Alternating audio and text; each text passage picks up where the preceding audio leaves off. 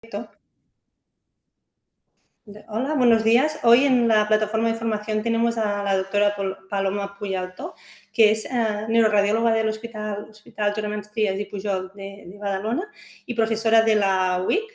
Y nos va a hablar del estudio radiológico de pacientes candidatos a implantación coclear y valoración postquirúrgico de estos pacientes implantados. Como expertas tenemos a Beatriz Brea del Hospital Puerta del Hierro y Eloísa Santos del Hospital Povisa de Vigo. Cuando quieras, Paloma, empezamos la sesión. Gracias, doctora Larillo, y muchas gracias, doctor Pedraza, doctora Brea y doctora Santos por estar aquí conmigo hoy para tratar el tema del estudio radiológico de pacientes candidatos a implantación coclear y su valoración postquirúrgica. A modo de esquema de la sesión haremos una introducción, valoraremos los implantes de forma prequirúrgica y luego postquirúrgico para pasar a unas conclusiones con un pequeño checklist y las referencias bibliográficas. Comenzamos desde lo más básico, quizá lo más complejo, recordando un poco la anatomía básica de la función auditiva. El sonido camina desde el exterior por el conducto auditivo externo, hace vibrar la membrana timpánica, que se transmite esta vibración a los huesecillos, y de allí choca contra la ventana oval. Todas las ondas sonoras viajan a través de la escala vestibular hacia el ápex de la cóclea y de allí baja por la escala timpánica hasta poder llegar a mover la ventana redonda. Fíjense bien que la escala timpánica está muy próxima a la membrana basilar. La membrana basilar contiene el órgano de corte y está alojado en la lámina ósea espiral. La cóclea es un órgano par que tienen todos los mamíferos, que tiene una morfología de espiral logarítmica, que viene a ser como una ensaimada. Tiene un ángulo de giro entre 900 y 990 grados, lo que equivale a 2,5 o 2,75 vueltas, variables según la literatura, con una longitud en el humano entre 30 y 42 milímetros y una distribución tonotópica. ¿Esto qué significa? Que en la base los sonidos se recogen en las frecuencias más elevadas y en el ápice en las frecuencias más bajas. ¿Qué es un implante coclear? Pues a diferencia de los audífonos, que lo que hacen es amplificar el sonido, el implante coclear son una serie de dispositivos audiológicos que transforman la energía acústica en energía eléctrica. Y su función es estimular estas células ganglionares residuales del ganglio espiral del nervio auditivo, que como hemos comentado se localizan en la membrana basilar, localizada en la lámina espiral ósea. Los implantes cocleares están formados por una serie de componentes que debemos conocer, una serie de componentes externos que el paciente retira pues, cuando se ducha o cuando entra en el escáner o entra en la resonancia magnética. Avisen a sus técnicos, tanto obviamente en la resonancia magnética, pero también en el escáner, que estos elementos han de ser retirados. Y luego una serie de elementos internos. Dentro de los elementos externos tenemos un micrófono que se coloca pues, detrás del pabellón auditivo, como si fuera o el audífono, que se encarga de recoger los sonidos. Un procesador que lo que hace es amplifica, filtra y codifica todos estos impulsos sonoros y los transmite a este transmisor externo, que mediante un imán se relaciona con los componentes internos. La antena receptora la antena receptora estimuladora convierte la señal acústica en impulsos eléctricos que se van a transmitir a través de esta guía siliconada portadora de una serie de electrodos. Esto es una foto macro de un implante cualquiera, no tengo ninguna relación comercial. Y esto es un escáner pues, de la caja del implante que nos dejaron una vez para hacer.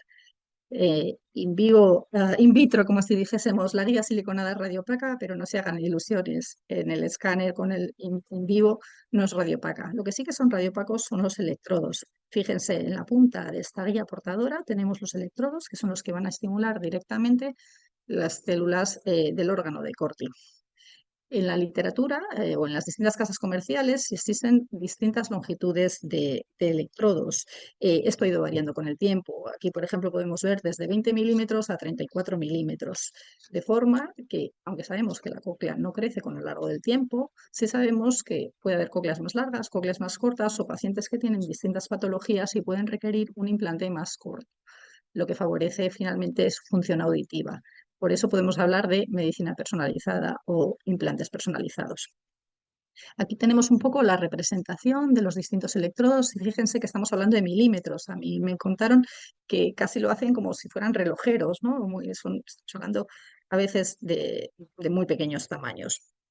Fíjense cómo podemos ver los 12 pares. Realmente son pares, aunque nosotros lo vemos como una bolita individualizada, pero dentro de esa bolita microscópicamente hay 2 pares de electrodos. Para entender un poco, ¿no? Como decía la doctora Laguillo en el coloquio inicial, para entender un poco qué tenemos que ver o qué tenemos que buscar, tanto antes de la cirugía como después de la cirugía, quizá lo que tenemos que entender es cómo hacen la cirugía, ¿no? O sea, yo en algún momento, cuando era más joven, husmeé en el quirófano y con mucha paciencia mis otorrinos intentaron explicarme el procedimiento, que bueno, así simplificado y hecho para radiólogos consistiría en una mastoidectomía simple, a veces pueden hacer una petrosectomía, fresan la mastoides y llegan al oído medio. Una vez que están en la cavidad timpánica, lo que hacen un poco es valorar, no tocar el nervio facial ni el nervio cuerda del tímpano, que lo estimulan de forma electrofisiológica durante la intervención, o sea que a veces pueden verlo con el microscopio, pero cuando no lo ven, lo sienten como mediante electrofisiología. Y una vez que llegan a la caja timpánica y evitan el nervio facial, lo que hacen es buscar la ventana redonda. Hay varios abordajes que lo trataremos bien por vía redonda o bien accediendo a través de un agujero que hacen en la cóclea, lo que se llama una cocleostomía. A través, en este caso, de la ventana redonda, la fresan y mediante una pequeña espátula introducen de forma muy cuidadosa el implante coclear, de forma que todo el implante con los 12 electrodos, hasta el último electrodo, ha de estar dentro de la escala timpánica, como pueden ver en esta infografía. Todos los puntitos que tapizan el implante han de estar más allá de la ventana redonda o de la cocleostomía, según sea el caso, y tienen que estar localizados sobre todo en la escala, bueno, en la escala timpánica. Una vez que terminan de colocar la guía portadora de electrodos, lo que hacen es abrir el músculo temporal, levantarlo y hacer un pequeño bolsillito en el fresado de la escama del temporal donde alojan la antena receptora emisora. De forma que así quedaría conformado el implante. La guía portadora de electrodos en el interior de la cóclea a través de la ventana redonda o de la cocleostomía, que va unido a la antena receptora emisora que está alojada en la escama del temporal y por fuera, conectado con un imán, todos los componentes externos. Las indicaciones, si lo hablamos muy general, lo habíamos comentado también antes, se han ido ampliando. Así de forma genérica estarían indicados tanto en pacientes niños como adultos con una hipoacusia neurosensorial que puede ser uni o puede ser bilateral y puede ser severa, aquella que tiene un umbral de decibelios entre los 70 y los 90 decibelios, o profunda cuando es mayor de 90 decibelios. Eh, Fíjense que las indicaciones son bastante amplias. Nosotros tenemos un comité de otología que nos reunimos una vez al mes, donde los otorrinos valoran todo en base a pruebas audiométricas, contexto social del paciente, familiar, etcétera. Y bueno, pues nosotros aportamos las pruebas radiológicas, con lo cual es una decisión también bastante multidisciplinar. Aquí sí, las contraindicaciones, tenemos una contraindicación muy clara, que es la agenesia de la cóclea, que no las malformaciones, sino la ausencia completa de cóclea o la ausencia de nervio coclear bilateral. Luego tenemos algunas causas que también tenemos que valorar, que pueden, si no contraindicar, dificultar o hacer que el rendimiento del implante no sea el adecuado. Un implante coclear supone, al menos a la sanidad pública, un coste muy elevado y un implante que no funciona no se puede utilizar para otro paciente. Tenemos que estar muy seguros de que ese paciente va a ser candidato y, entre comillas, va a ir bien. Si tenemos un paciente que tiene un infarto en la corteza auditiva, pues probablemente no se beneficie finalmente de un implante. Es una intervención larga que tiene un riesgo anestésico como cualquier otra. Pacientes con patología psiquiátrica severa, pues todo contexto quirúrgico, etcétera. O una previsión de un paciente pues, que no se vaya a ser cuidadoso, que no siga toda la rehabilitación posterior audiológica que requiere, por las condiciones de limpieza, asepsia, recambio de baterías, etcétera. ¿Cómo vamos a hacer la valoración de los pacientes que están candidatos a implantación coclear? Pues mediante una serie de técnicas de imagen. Las conocemos, no nos vamos a detener. Podemos hacer una TC, comentábamos con los compañeros del panel que si un Convincity, un TAC, pues el que tenga un buen Convincity, pues la verdad que ofrece menos dosis y una muy buena resolución, pero hay que tener uno bueno. Y si no, pues una TC multidetector convencional mediante un protocolo de TC de oídos, el de siempre, ninguno en especial, con un buen filtro de algoritmo de reconstrucción de Bonnets, con una ventana de 4800, la de siempre, mediante secciones axiales y reconstrucciones coronales como las habituales. Importantísimo que el paciente no se mueva pequeños movimientos, pues o el oído, pues como siempre, no podemos permitirlos porque pues fatal, la verdad. Entonces, yo les invito a que hagan también estas proyecciones. Ya les estoy viendo en algunos centros que las hacen de forma bastante rutinaria, que son las reconstrucciones oblicuas cocleares. Están basadas en las proyecciones que hacían radiólogos más clásicos, que tienen toda mi admiración, porque yo aquí ver la estructura de la cóclea, los canales semicirculares, la verdad es que se me hace bastante complejo. Pero de aquí aprendimos que este tipo de reconstrucciones también las podemos hacer en la TC, incluso en la resonancia magnética. Si nosotros hacemos un plano de corte que pase por la espira basal de la cóclea y otro plano perpendicular, podemos obtener las proyecciones de Pols y Stenbergs que hoy han hecho nuestros radiólogos más clásicos, donde parece que eran capaces de valorar la permeabilidad de la cóclea. Insisto, mi más sincera admiración. La técnica de resonancia magnética tampoco me meteré mucho, es un protocolo bastante estándar, simplemente asegurarnos que tenemos una buena secuencia fina T2 isovolumétrica, donde podemos ver bien los trayectos cisternales y, eh, y a través del conducto auditivo interno de los nervios y ver bien la permeabilidad de la cóclea con estas secuencias potenciadas en T2. ¿Qué tenemos que buscar? Pues el nervio coclear. Si hemos dicho que es una de las principales contraindicaciones, si no tenemos nervio coclear ya no tenemos casi nada que hacer. El nervio coclear está localizado sale de la región del ángulo de la cisterna del ángulo punto cerebeloso junto con el séptimo par y podemos ver aquí un poco la distribución. En la parte más anterior y baja del conducto auditivo interno circula el nervio coclear y en la parte más anterior y alta el séptimo. En la parte más posterior, pues el vestibular superior y el vestibular inferior. Eh, es importante y necesario hacer estas reconstrucciones sagitales, incluso alguna vez que hemos tenido dudas en algún niño las hemos hecho de adquisición directa, pero bueno, para obtener esta imagen. Esta imagen, un radiólogo amigo le llama la happy face, ¿no? El emoji, donde podemos ver el séptimo en la posición más alta, el octavo en la posición más baja y anterior, y luego los vestibulares a modo de sonrisa cuando van unidos. Esta regla mnemotécnica del Radiopedia, la verdad es que me hizo mucha gracia, ¿no? De la rivalidad que tienen el 7-Up, ¿no? Que va arriba, y la Coca-Cola probablemente en la literatura americana. Ah, si, por ejemplo, como en este paciente, podemos ver en el lado izquierdo que nos falta uno de los palitos, podemos ver cuál es el palito, ¿no? Cuál es el nervio que nos falta en el CAE. ¿Por qué no hacemos estas reconstrucciones sagitales perpendiculares al trayecto canalicular de los nervios y vemos cuáles de las estructuras nerviosas nos falta, ¿no? Es bastante más fácil que verlo en el plano axial. Fíjense, cuando nos falta el ojito, como dijéramos, del emoji en la parte anterior y baja, pues nos falta el nervio coclear que ya intuíamos en los planos más axiales y además asociado falta de desarrollo de parte de la cóclea en este paciente. Muy bien, ya hemos valorado si tenemos nervio o no tenemos un nervio coclear. Vamos a ver cómo está la cóclea. Ya hemos visto que no era una contraindicación a menos que le faltara, pero bueno, la permeabilidad de la cóclea hoy por hoy no es una contraindicación absoluta, aunque puede serlo relativa o puede dificultar la intervención quirúrgica. En las exploraciones de TAC y resonancia magnética son complementarias para ver la permeabilidad y la estructura de la cóclea. Fíjense qué bien se ve en un TAC bien hecho, que hay veces que, pues, que los pacientes no nos quedan tan bien, pero en esta vez les pongo uno que nos ha quedado muy bien. Como podemos ver, la lámina ósea espiral incluso. Aquí tenemos la espira basal de la cóclea y si nos fijamos sí que podemos ver la lámina ósea espiral donde va la membrana basilar. Recuerden que ahí está el órgano de corte y también lo podemos ver en la resonancia magnética. Pero tengan mucho cuidado no equivocarla con el septo interescalar entre la espira basal, la media y la apical, o no lo equivoquen con el helicotrema, por ejemplo. No se equivoquen, ¿sí? También podemos verlo en las secciones un poco más arriba, en la espira media, también podemos ver la lámina ósea espiral. Fíjense, esto va a ser luego importante para el tema posquirúrgico y también podemos verlo en la resonancia magnética. Insisto, no se equivoquen con el septo interescalar.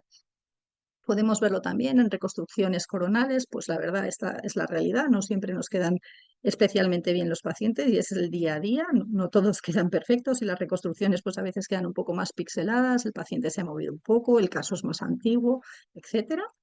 Y les animo a lo que les comentaba, a que hagan estas reconstrucciones oblicuas o enseñen a sus técnicos a hacerla o ustedes mismos cuando procesen las imágenes o cuando valoren el estudio hagan estas reconstrucciones paralelo al plano de la espira basal de la cóclea y perpendicular al conducto semicircular superior y reproducen muy bien el plano de Pols y Stenberg para ver la permeabilidad de la cóclea y también para ver el canal la integridad de la dehiscencia o no del canal semicircular superior. Se puede hacer tanto en TC como en resonancia magnética, si la adquisición ha sido la sección final lo más isovolumétrica posible, y pueden incluso hacer reconstrucciones MIP o incluso volumétricas 3D para ver sobre todo malformaciones del plegamiento de la cóclea. Fíjense aquí, haciendo un scroll pues delante y hacia detrás, como podemos ver todo el plegamiento de la cóclea en todo su espesor.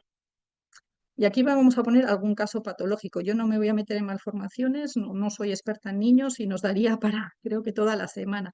Pero bueno, sí que vamos detectando algún niño, en nuestro centro implantan alguno, aunque no demasiados.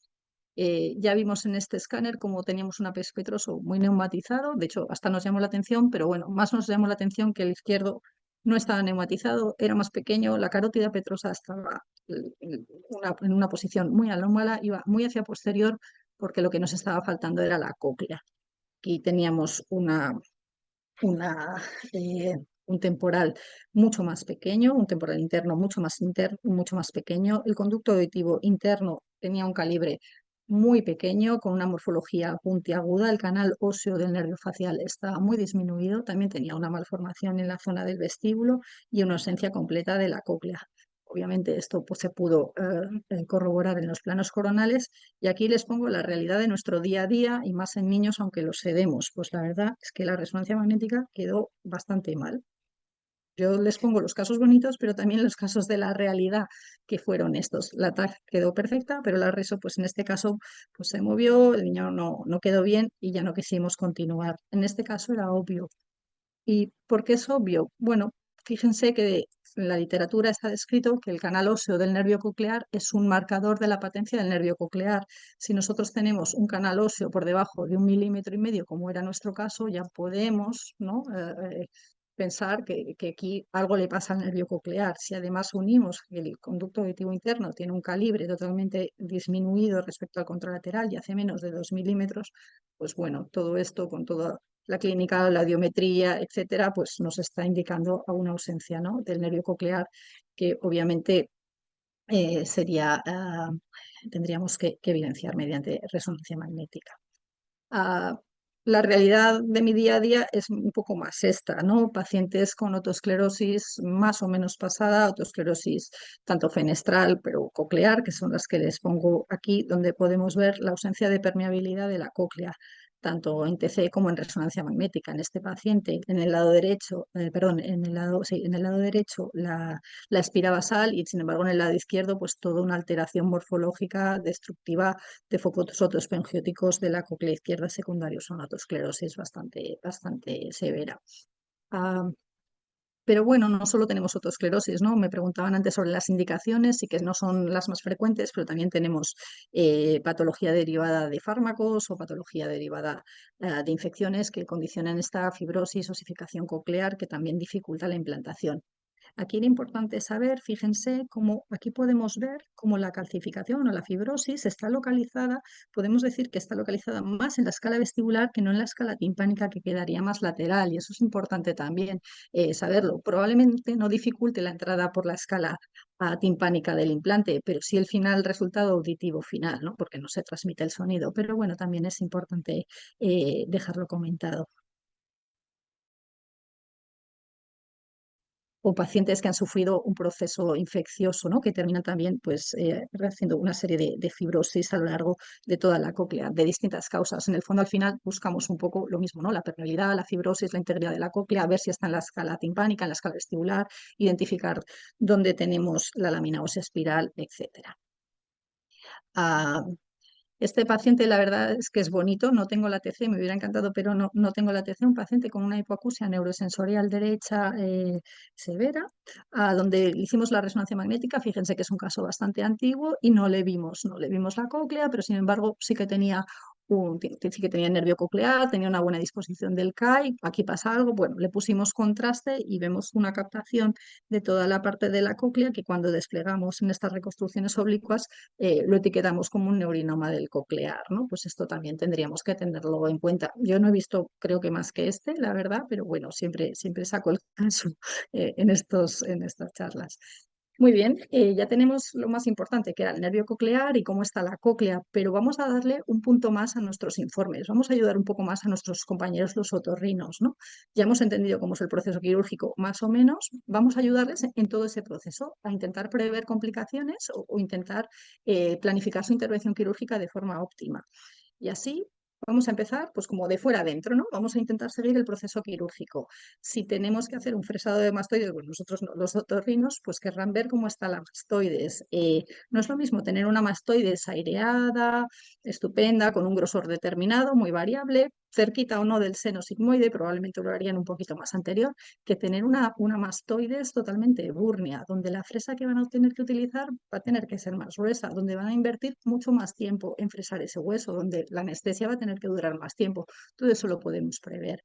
O pacientes que tienen alteraciones sistémicas de la densidad ósea, Payets, osteopetrosis, etcétera. Este hueso que tiene una sensación, cuidadito, ¿no? Cuando se haga la fresa, que no caigamos en intracraneal, por ejemplo. Bueno, o incluso nos puede ayudar a decidir finalmente en estas hipoacusias bilaterales qué lado implantar según los resultados audiométricos. Y este caso, la verdad es que no venía para un implante coclear, pero me llamó la atención y pensé, si este paciente necesitara un implante coclear, tendríamos que avisar a los otorrinos de que aquí tiene un osteoma, no sea que justo la mastoidectomía, no sé, no llegaran a hacerla por aquí, ¿no? Pues todas estas cosas nos añaden un poco de valor añadido. Luego la cavidad timpánica. No es lo mismo una cavidad timpánica aireada, normal, que una cavidad timpánica que tiene un colesteatoma concomitante o lleno de moco. Nosotros cuando hacemos los niños, lo primero que preguntamos es si el niño está constipado, porque si el niño está constipado, pues en otoño e invierno, una cavidad llena de moco no nos deja ver nada y probablemente no se implante mientras tenga todo el moco, ¿no? Entonces siempre los otorrinos nos dicen que los niños no se implantan los nuestros al menos intentan no implantarlos cuando en época de constipados, ¿no? Una cavidad llena de moco o aséptico o séptico, pues dificulta no solo el posicionamiento del implante, puede crear adherencias y además infecciones, fístulas, mejor una cavidad aireada. Ah, perdón, perdón, disculpe. Vale. Ya hemos llegado a la cavidad timpánica, que no tengamos algo que no toca, por ejemplo, variantes anatómicas vasculares, ¿no? Una carótida interna aberrante, como pueden ver aquí en la imagen, o un golfo de la yugular alto o dehiscente, tan frecuentes que he tenido que tirar un poco de bibliografía porque ni siquiera los guardamos, ¿no? Son muy frecuentes y, sin embargo, muy importantes a la hora de definir el proceso quirúrgico. ¿Qué más? El acueducto vestibular. Bueno, el acueducto vestibular está un poco fuera del paso, ¿no? De la colocación del implante, pero también es importante. En condiciones normales prácticamente imperceptible, 1 o 2 milímetros, pero podemos tener dilataciones del acueducto vestibular uni o bilateral. A más de 2,5 milímetros en su eje, en su punto medio, sería un significado, o sea, un valor patológico que tendríamos que buscar otras malformaciones o al menos reportarlo para evitar o posibles fístulas o complicaciones. Muy bien, si cuando los otorrinos llegan a la cavidad timpánica tienen que esquivar, como si dijésemos, el nervio facial para no dañarlo, vamos a decirles cómo está el nervio facial, si está en su sitio, en su seno timpánico normal, o es dehiscente, o hay veces que está mal posicionado fuera de su sitio, pues demos toda esta información de dónde está el nervio facial, así como sus dehiscencias. Y luego la ventana redonda. Yo creo que, no sé, antes de meterme un poco en este tema, la verdad es que no le daba demasiado valor, pero es un mundo. La ventana redonda está como cubierta por una especie de concha, así como un saliente que le llaman hook destro, que yo no he visto nunca la traducción en castellano como tal, que lo que hace es como que la cubre y la protege. Entonces, cocleostomía versus ventana redonda, los clásicos hacían cocleostomía, luego se empezó a hacer acceso por ventana redonda y ahora la cocleostomía solo la dejan para cuando tienen casos complicados que no pueden acceder por la ventana redonda, pero no hay ensayos que digan una mejor que otra. Lo que les comentaba de la ventana redonda, en el corte coronal se da muy bien la ventana redonda y fíjense en este saliente que yo la verdad es que antes no me había fijado. Hay algunos que son muy prominentes, entonces yo en el informe pongo hook o espolón prominente. Y entonces normalmente los otorrinos o como dijéramos lo esquivan y arquean un poco más el implante o lo fresan directamente. Ellos lo ven. Ellos cuando llegan a la cirugía ya ven que la ventana redonda está un poco cubierta por este pequeño saliente y lo fresan. Pero si lo pueden prever antes, pues ya tienen preparada la fresa, ya cuentan con el tiempo y ya no se lo encuentran. Ah, la ventana redonda tenemos que valorarla muy bien en el escáner. Pues otra vez, mis pacientes estrellas son los de la fotoesclerosis. Fíjense qué obliteración tenemos de las ventanas redondas de los dos lados. Probablemente este paciente, si finalmente se implanta, se beneficiará de un acceso por cocleostomía. O pacientes con osteopetrosis o Payets o similar, en el lado derecho permeable y en el lado izquierdo pues no permeable. Pues esta es una información que debemos dar. Y por último, la longitud de la cóclea. La verdad es que esto, pues no sé, nosotros como radiólogos hace años no le dábamos demasiada importancia, pero una vez vino un otorrino y dijo, yo creo que tengo una cóclea corta con un paciente y nos quedamos así un poco de susto y nos pusimos a mirar esto de la medición de la cóclea, cómo se medía. Yo creo que también surgió que las casas comerciales nos ofrecían distintas longitudes de implante, porque había cócleas cortas y cócleas largas, y ya les ofrecían a nuestros otorrinos pues distintas longitudes de cóclea. Y entonces, pues cuando ponían unos u otros, y si probamos esto, ¿no? Realmente la cóclea se mide desde el 1880, según la literatura, por distintos métodos. Hay métodos matemáticos, no deja de ser una espiral logarítmica más o menos perfecta. Hay métodos con software de neuronavegación. Y bueno, pues nosotros que, no sé, pues lo que hicimos fue intentar medirla sobre las imágenes de radiología que tenemos. Sí que es verdad que las comparamos con los temas más matemáticos y así, y bueno, nos gustó este sistema finalmente y tuvimos una buena correlación. Tenemos un error como unos 2 milímetros, entonces no podemos distinguir si el implante lo tienen que poner de 26 o de 24 milímetros, pero sí podemos distinguir si tienen que hacer un implante muy corto o un implante largo. Esto sí que podemos y bueno, con esto los otorrinos se conforman bastante. Lo que hacemos es ir haciendo un marcaje de la parte de la escala timpánica en 2 vueltas de la cóclea, que es lo que se recomienda para colocar el implante, y mediante el software de reconstrucción sencillo, no tenemos ninguna cosa extra, pues lo desdoblamos y lo terminamos midiendo. Tiene su tasa de error, ya les comento, pero bueno, para elegir corto o largo, pues no nos va mal. Y bueno, respecto a la valoración postquirúrgica, ¿qué es lo que tenemos que mirar? ¿Qué es lo que nos interesa? ¿Cuándo lo hacemos? ¿No? Alguien me preguntaba antes. Pues la verdad es que cada vez menos. Tendríamos que ver si el paciente tiene un mal estado tras una intervención, o sea, con una complicación de cualquier intervención, pues que sangre, que tenga fiebre, que tenga una focalidad neurológica, que por suerte, pues la verdad es que son muy poco frecuentes. Yo recuerdo una muy al principio cuando pusieron a implantar, que tuvo un sangrado intracraneal porque creo que se llevaron un seno, pero pues fue una en un montón, o sea que realmente no hemos vuelto a ver complicaciones quirúrgicas. Infecciones, personalmente, no lo digo muy alto, pero nosotros no hemos visto, pero bueno, en la literatura hay algunos centros que seguramente implanten pues más que nosotros, pues también el riesgo existe.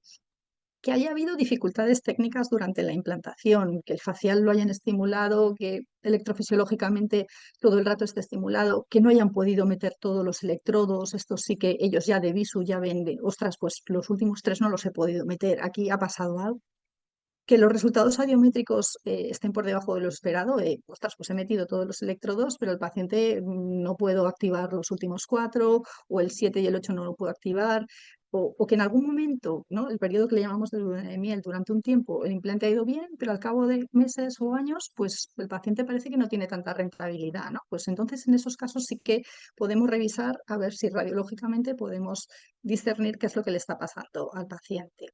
Ay, yo no sé qué pasa, perdón, que cada vez que hago algo raro me viene esto, perdón, ¿eh?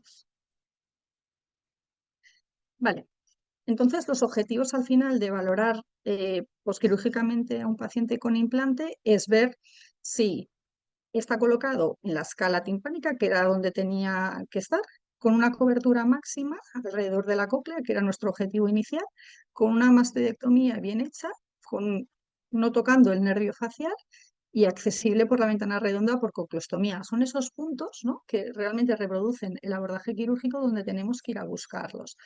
Vamos a identificar, por tanto, estas complicaciones del procedimiento quirúrgico y localizar el implante. Esos serían los objetivos prínceps de la valoración posquirúrgica. Tipos de complicaciones, la mayor parte son menores, que nosotros como radiólogos no nos enteramos y nos requieren técnicas de imagen, acúfenos, vértigo, inestabilidad, incluso un poco de estimulación del facial, que normalmente es transitoria y se cede con corticoides.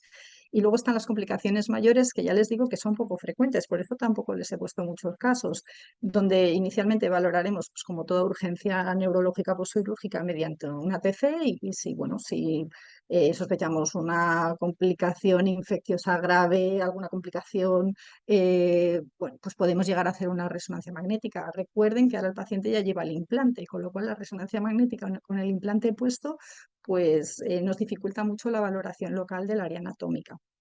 ¿Cuáles son las complicaciones mayores? Pues infecciones intracraneales, una parálisis facial ya establecida y grave, la presencia de neumolaberinto, aunque bueno, puede resolverse con el tiempo, o sea, se resuelve con el tiempo, o sea que tampoco le damos demasiado valor. De hecho, lo hemos visto como incidental. Cuando hacemos el escáner por alguna otra razón, vemos el neumolaberinto. Si el neumolaberinto se cronifica a lo largo del tiempo o el estudio posquirúrgico se ha hecho más diferido, pues allí sí que podemos tener sospecha de algún tipo de fístula.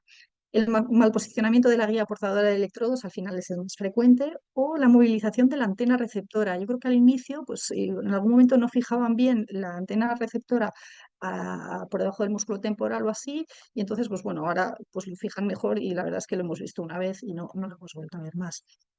Eh, en algunos sitios o en la literatura se hacían comprobaciones intraquirúrgicas. Entonces, esto es una radiografía de un paciente al que le pedimos y firmó para poder hacerse una radiografía un día que vino a hacerse una comprobación de un implante que no iba bien, pero realmente no se hacen. Antes lo que se hacía era por escopia intraquirúrgica. Imagínense, ¿no? Escopia, en el momento de cirugía, con todas las gasas, con todos los dispositivos, pues las radiografías ni siquiera quedaban tan bien. Y a mí aquí, pues la verdad, me sigue costando, sí que vemos como gira, pero me sigue costando localizar los 12 pares de electrodos. O sea que esto se ha dejado de hacer porque se ha visto que intraquirúrgico tenía poca rentabilidad, alargaba mucho la intervención y tampoco aportaba nada. Una vez que el implante está puesto, ya no podemos movilizarlo o sacarlo o ponerlo. Vale, yo no sé, perdón. Vale, este es un scout de un paciente al que le hicimos un estudio posquirúrgico donde tampoco somos capaces de valorar bien la posición de los electrodos, o sea que realmente tampoco lo que son las radiografías, la escopia y tal, no nos valen y debemos hacer pues un estudio de TC. En la TC, con todas las limitaciones de los artefactos, y hay escáneres que dan más artefactos, menos artefactos, los mismos pacientes, o sea, los pacientes diferentes, incluso poniendo el mismo tipo de implante, nos pueden dar más artefactos. En este paciente, pues la verdad es que el MIP no quedó nada bien, pero no tenemos demasiado artefacto en los distintos electrodos colocados, ¿no? Fíjense, recordad cómo veíamos la lámina ósea espiral. Esto es importante porque recuerden que el implante tenía que estar en la escala timpánica, con lo cual es importante no solo decir que todo el implante está dentro de la cóclea, ¿vale?, sino decir que está en la escala que toca, que es la timpánica, que es la que queda más lateral. A veces no lo vemos muy bien, el implante parece que ocupa toda la espira de la cóclea. Vamos a intentar ver si está más en la parte más lateral o en la parte más medial. Ahora les enseño algunos ejemplos. ¿Cuánto tiene que cubrir el implante? ¿Hasta dónde tienen que meterlo? Pues esto también hay distintas teorías y ha ido cambiando con el tiempo. Entonces, nosotros lo que hacemos, bueno, lo que se ha de hacer es coger la ventana redonda y allí poner nuestro eje, hacer una línea que pase por el ápex y una perpendicular, y allí calcular el ángulo de giro, si es una vuelta por 360, si son 2,720, etcétera. Hoy por hoy se acepta que con 680, casi llegando a 2 vueltas, sería lo adecuado. ¿Y por qué no se mete hasta el final? Pues porque, según la literatura, dicen que en el ápex de la cóclea, donde están las frecuencias más bajas, se mantienen residuales células gangliónicas viables, perdón. De forma que si nosotros metemos el implante, con ese daño mecánico, como si dijésemos, dañaríamos esas células residuales que ya tiene el paciente, ¿no? Entonces, por eso no se aboga una inserción 100% completa. También una inserción corta que hará, pues no tapizará toda la distribución tonotópica de la cóclea y el paciente en muchas frecuencias pues no podrá oír, ¿no? Fíjense, aquí podemos ver una implantación corta, ¿no? Les pongo la raya roja donde está la ventana redonda y cuando nosotros hacemos este desdoblamiento, pues también podemos ver cómo están los electrodos. Fíjense que los tres últimos electrodos están como más apretados, más cerca unos de otros. Probablemente tenían alguna dificultad en meterlo y por eso la inserción no ha sido completa. Aquí les pongo distintos casos de una extrusión de un electrodo en un TAC que se hizo, creo que era por cráneo o algo así.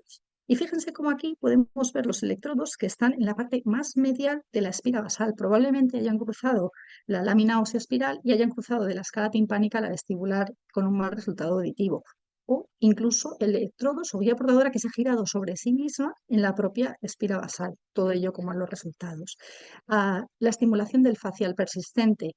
Fíjense como en este implante que no está tampoco 100% insertado, con electrodos bastante fuera, tenemos una relación directa con el nervio facial timpánico y mastoideo, fíjense.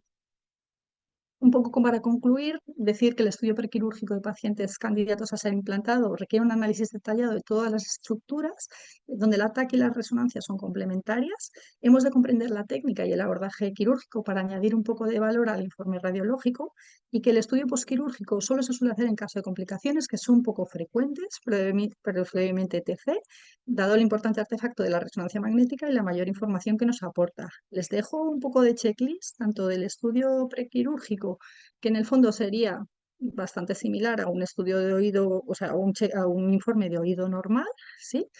Pero sobre todo en el estudio posquirúrgico, y la doctora Laguillo me comentaba qué de mirar, qué de buscar, pues aquí quizá eh, podría, es una propuesta de un pequeño checklist para el estudio posquirúrgico de los pacientes que llevan implantes cocleares. Les dejo también una bibliografía de los reviews quizá que son más generales, pero también más completos de toda la ponencia.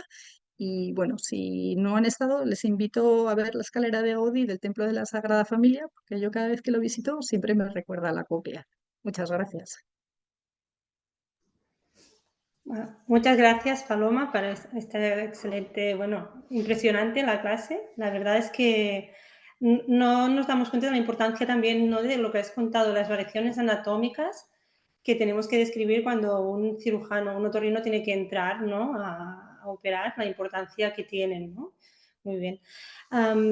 Vamos a comentar algunas de las preguntas que están en el chat. El doctor Pedraza pregunta, ¿en tu experiencia es posible hacer un informe estructurado de los pacientes previa y posteriormente a la colocación del implante? Bueno, es lo que intentaba un poco hacer en las últimas diapos de conclusión. Supongo que luego queda un poco más, creo que luego se pueden grabar, o sea, quedan grabadas las charlas y bueno, yo creo que, no sé, es una propuesta totalmente unilateral lo que nosotros hacemos y nosotros enseñamos a los residentes de lo que se han de fijar. Bueno, es un poco de checklist, sí, podría ser un poco así. Sí, yo creo que es posible y hacia eso nos dirigimos, ¿no? Con los informes radiológicos. ¿Existen herramientas de inteligencia artificial para ayudar en la valoración radiológica de los pacientes con implantes cocleares antes y después? Si hay alguna herramienta.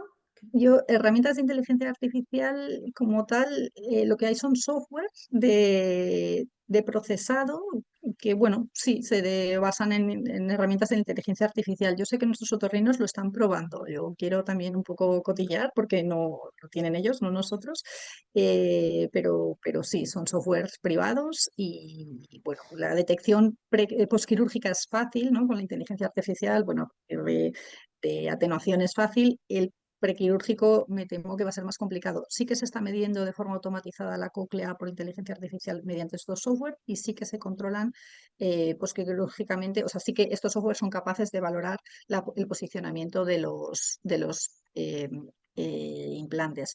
Lo que tengo mis dudas de todo el análisis morfológico de momento tengo mis dudas. Todo llega, ¿eh? Sí, ya llegará, sí, sí. Vale, otra pregunta del doctor Pedraza. ¿Existen guidelines internacionales estandarizadas para la valoración radiológica de los pacientes con implantes? Pues la verdad es que yo lo he estado mirando porque a mí también, bueno, esto te sirve siempre de guía y te facilita un poco pues tu informe estructurado, tu checklist. Y yo como tal, personalmente no las he encontrado. He buscado en el ACR y tal y no los he encontrado.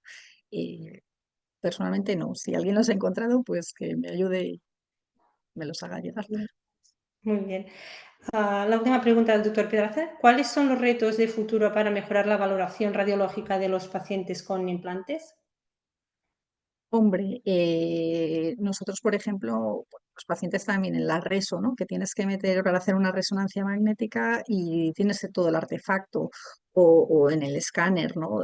Pues estos moduladores del artefacto no están conseguidos todavía o no lo suficiente para ver estos dispositivos tan pequeños. Yo creo que es mejoras tecnológicas. Yo creo que nosotros como radiólogos sabemos lo que tenemos que mirar.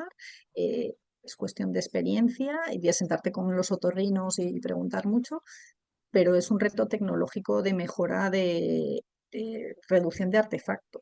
O sea, las casas comerciales hacen algo que tenga menos artefacto o nosotros mejoramos visualizar los artefactos. Muy bien. Santi Medrano te felicita, digo, impresionante. Muchas gracias por la sesión. De momento no hay más preguntas en el chat. No sé si Beatriz o Eloisa quieren comentar alguna cosa de la charla. Sí, a mí me gustaría comentar cuando vienen pacientes a hacerse resonancia magnética y tienen implantes cocleares, en qué casos no se puede hacer una resonancia magnética en un paciente con un implante coclear y en qué tipo de imanes se puede colocar al paciente y en qué tipo de imanes no. Si hay alguna contraindicación completa a hacer una resonancia magnética a un paciente con implante coclear. Porque es una pregunta que, bueno, se ha cuestionado en los servicios de resonancia y se sigue preguntando cuando estamos trabajando. Por eso, para que nos lo expliques, Paloma, por favor. Vale. Bueno, lo primero conocer el tipo de implante que se ha colocado. Yo creo que eso es uno de las kits fundamentales. Si lo han colocado en tu centro, pues ya sabes cuáles están colocando, tienes las especificaciones del fabricante, puedes mirar en la web el MRI Safety, con lo cual, bueno, estás más o menos seguro. Si no sabes qué tipo de implante tiene, el paciente viene de fuera, se lo colocaron hace un montón de años, pues yo en estos pacientes investigo un poco más. Ese día no le meto en la resonancia magnética, probablemente, ¿no? No sé si es una contraindicación o una precaución.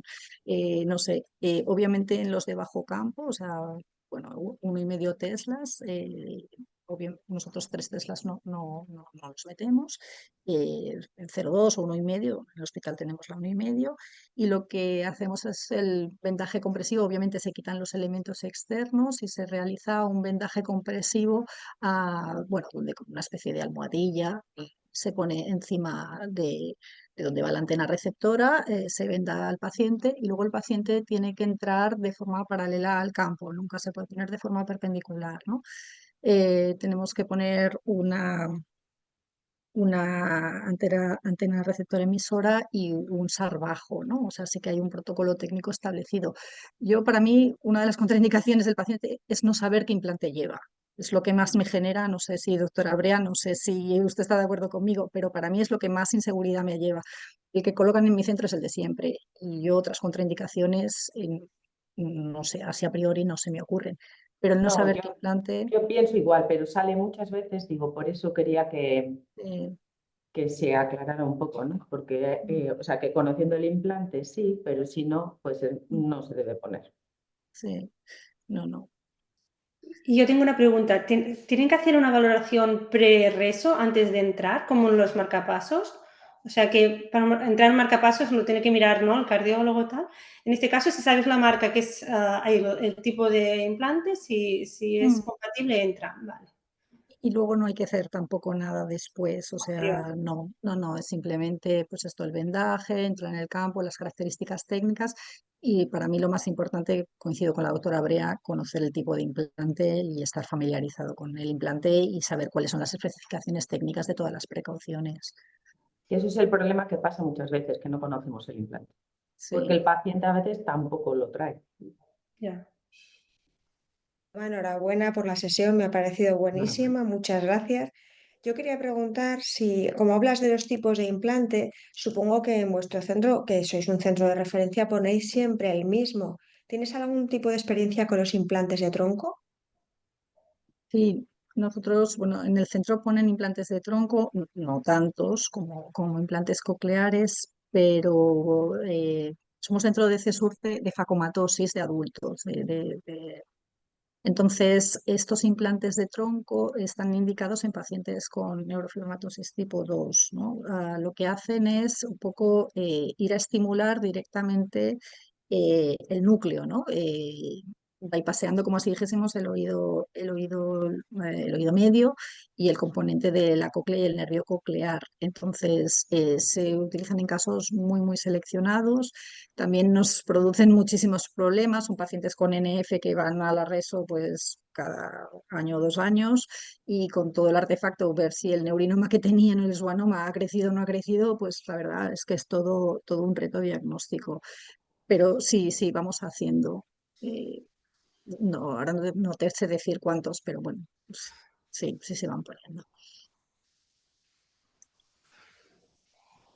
Muy bien, de momento no hay tampoco ninguna otra pregunta. No sé si el doctor Pedraza quiere hacer el resumen. No, a ver, yo creo que primero de todo agradeceros a todas. Muchas gracias, Gemma, por tu excelente moderación. Gracias, Eloísa. Gracias, Beatriz. Me ha gustado mucho vuestros comentarios que vienen de la práctica diaria. Y yo creo que, Paloma, muchas gracias. La verdad es que es una sesión para volver a mirarla con cariño y con calma, ¿eh? Porque es como un checklist de todo lo que tenemos que mirar y estupendo, estupendo. Yo creo que seguramente te vamos a pedir que vuelvas a hacer alguna sesión para seguimiento de este tema.